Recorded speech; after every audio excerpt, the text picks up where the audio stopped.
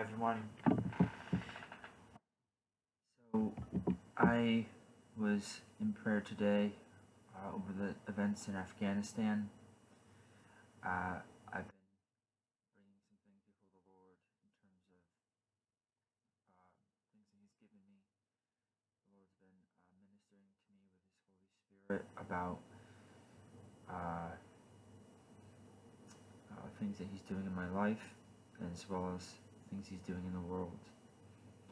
And I, somewhat out of frustration in some ways, have brought some things to Him just now, actually, just recently. And I feel that, according to my requests, the Lord has dropped something else into my spirit and revealed something else to me. And this is, again, regarding President Trump. I was bringing before Him past prophecies and past things that have happened, and I was also realizing in my mind and my spirit, which I think also I was bringing before the Lord to some degree, that so many things have seemed to drop out, and what people have said has seemingly been inaccurate or not correct, and it's gotten to the point where no one knows what to expect, and this has led to me realizing that for the Lord to do what He's revealed to me that He will do, and He will. It would be unexpected, but to get me to that understanding better, what the Lord showed me was Trump's first presidency. When Trump was elected the first time, nobody expected that either. It was in fact completely unexpected. Even Trump himself wasn't expecting it, even though he would say these things in rhetoric. It was a shock to everyone. And so, back in November of 2020, after the elections had gone through and there was all this confusion and dismay, even around that time, the Lord had led me to understand some things about President Trump, which led me to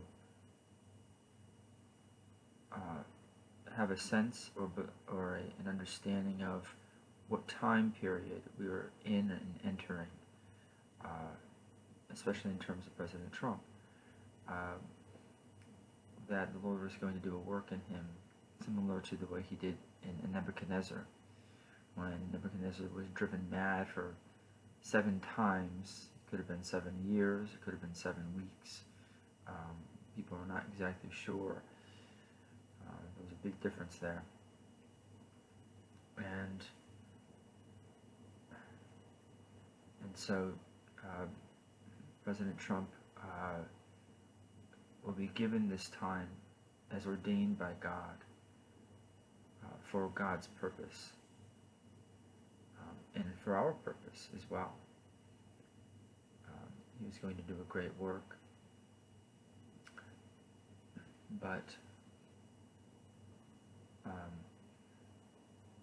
the Lord had led me from that place of understanding where President Trump was. One of the ways he did this, again, I said this in previous videos, was that during, I think, the first debate he had with Biden, that there was something Trump had said regarding his not having gotten the pandemic, the virus himself, even though they'd taken great measures to avoid it, he had not gotten it himself. And I sensed in the Holy Spirit that he had said this with presumptuousness and arrogance. And it was then, right afterward, I think it was within 24 hours, that he was diagnosed with COVID. And the Lord was revealing this to me, that this was a time like Nebuchadnezzar for him. But when things didn't seem to go the way we believe they would or should in the election, again, this was even a greater representation or time like Nebuchadnezzar's time when he was driven mad. And so I started sensing, even back in those times, that the Lord was going to do it again, what he did with Trump the first time he was brought into office, but in a completely different and even backwards way. The first time, Trump was going at it through the front door. He was attempting to get in there when nobody else thought he could. There's no way he could build the Clinton machine, beat the Clinton machine. People were giving him, especially people on the Democrat side were giving him essentially zero chance. I mean, the way they put it, they said, she's just got all these states, and even if he did this and this and this, he wouldn't even have like a 1% chance of winning, right? And then he goes and he wins all these states. Florida came in earlier. I think he won Virginia, and then he won Pennsylvania and Ohio and all these things, and they just thought, this is crazy, right? Well, the second time, we were thinking, you know what? Even though they're saying that Biden's ahead, they said the same thing about Hillary, and yet there's some other things with that as well. I think he might have had a similar margin, but we realized by then that these polls are often wrong, and they're often unconsciously biased toward what these pundits would want them to look like. And I won't get into it too much, but there is highly things that are suspect that would seem to indicate that because certain people were afraid of that happening again, and they saw how much Trump was favored, how many people were attending his rallies compared to the other side's, Biden's,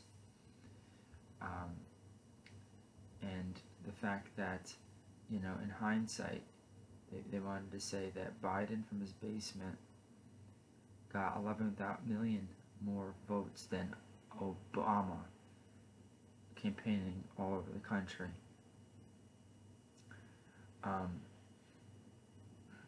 So what the Lord, I felt, was even showing me in that time was how he was, especially even I think the day of, which was I think it was November 7th, or no, that was later that week. I think it might have been it must have been the 4th or the 3rd, whatever the day was right after the election. The 7th, I think, was another day later that week. I was fasting, and the Lord showed me something else on that day, which is probably why I got it confused. But it was even the day after when I started to see these things. They were saying, oh no, Trump thought he had it the night before, but something switched that night. And by the way, I was up through that night. When everybody else was in bed, it was like 4 or 5 in the morning. I was up way later than I should have been. And I remember seeing those things change suddenly as I was watching the national polls. And I thought, that's interesting, and why would it do that? But I remember sensing, oh, I think so. That's why. That's what God's doing in this time. That's how He's going to do it. The first time, he just won by a landslide, and that was the unexpected part. It was just that he won, and people couldn't have imagined that he won. Right? This time, it was too easy to see how he would win. If you saw his rallies compared to Biden's, if he won again, it wouldn't have been as much to God's glory. Even though the polls were saying this and that, it would have been easy to dismiss them and say that they were wrong again. They were not factual or legitimate. But no, that is not how God chooses to work. He said to Gideon, unless you decrease your numbers, which were already like maybe 50 to 100 to 1, I cannot do this work. And so God made it so that it was around like 420 to 1, Gideon's army against their enemy. And so that's how God brings the glory, because he said to Gideon, I know these people. He didn't say necessarily Gideon, but his warriors. He said, I know how they would take the glory for themselves and say, look what great thing we have done for ourselves. Aren't we so great? When it was God. So God, being great, for our sake, showed his greatness. And he was only going to do it by faith. The just shall live by faith. And so I saw it was going to be done this time. That God was going to do it in a totally different way. He was going to make it seem like Trump didn't get it. So the first time also played to Trump's ego, I bet. And but the Lord has dealt with him. I believe that he has a good heart. He is the only president, to my knowledge, who has ever attended a pro-life rally. He was extremely pro-Israel. He was pro the Bible. He's pro freedom of speech. He is for the downcast. And there are many examples I've heard in his private life that he did not want to put through the media that would say just that, because he wanted to have this tough guy persona, this image, because that's what helped his business. But the Lord is dealing with those things in him, just like he did Nebuchadnezzar. And guess what happened after Nebuchadnezzar had his time with his madness, with his humility? He was indeed humble. And then all of a sudden, just like that, God puts him back on the throne again. You think, what are all the people going to think? I mean, wasn't he just eating grass like a cow, and now he's just going to come back and as the king? They're not going to have a problem with this? That again is to show you that it is only God who puts leaders on the throne and demotes others to be off that throne. He is going to do the same again. And you're all going to watch in utter astonishment. Know that it is not man who has done this. It is God. Be not afraid. God is always on the throne. The humble will inherit the earth. His choice.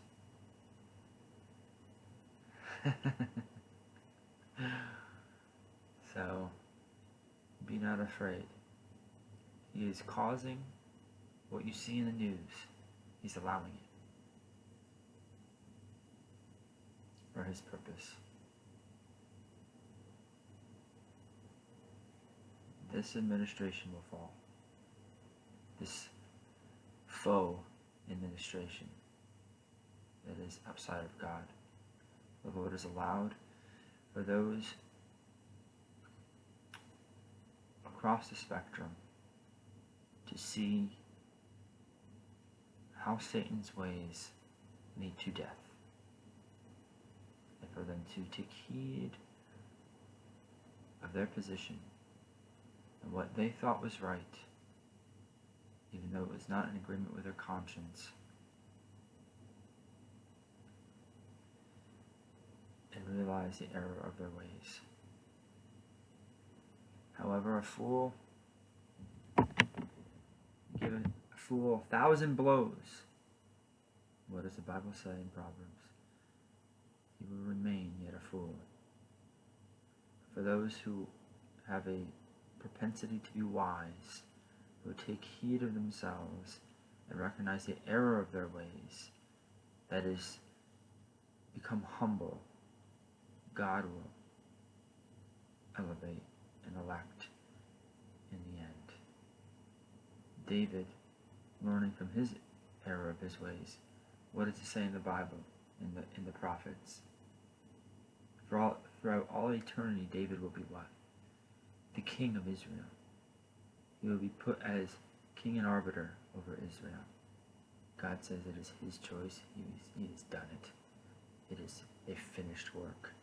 That is how God chose to elevate David from shepherd boy to king for all eternity.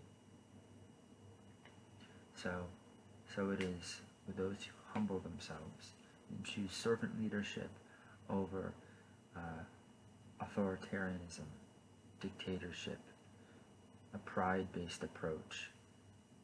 Do not think that the wicked will see their ways succeed forever or for long. Do not be discouraged when you see their decisions being manifest over the righteous. God has chosen those things to fail, as they always do.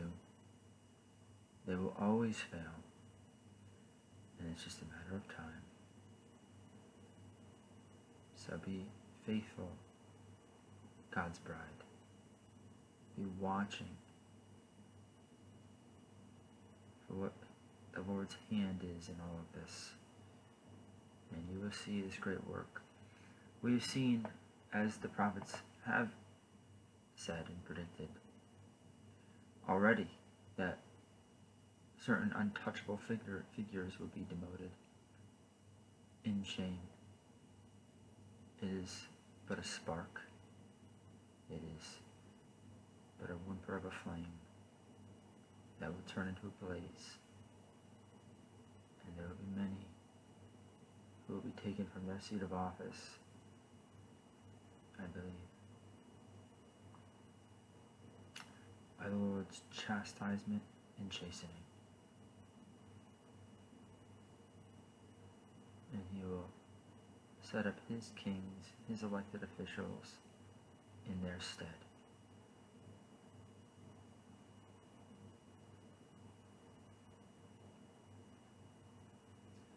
So, do as the people in Jehoshaphat's day did when they were met with an unopposing force, a force that said that they would do despicable things to them and their offspring and take all their possessions. When they humbled themselves and fasted and prayed to the Lord, they trusted in their God. God said no. Go out into battle, not bringing one weapon. Just worship me, as you always know to do, my little children. And I am going to fight your battle on your behalf. And you'll be the victor. It took them 3 days after God defeated their enemies before their eyes as they worshiped the beauty of holiness, for them to even reap the spoils of that war, of whose enemies of Israel was killed by their enemies again, down to the last man. If you do not think that God will do the same for you, you lack in faith. God will provide for his people. You Stay steadfast to me, the Lord would say to you. Keep your eyes on me. Do not focus on the wind and the waves. Worship me. Praise me. Thank me. And you will see all your enemies wiped away from your eyes. David said and prophesied in Psalm 23, you prepare a table before me in the presence of my enemies, a feast in their face. God does this.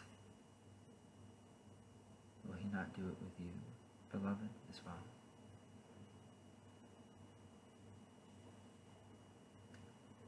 Be blessed in Jesus' name. The Lord is on the throne, and prayer changes things.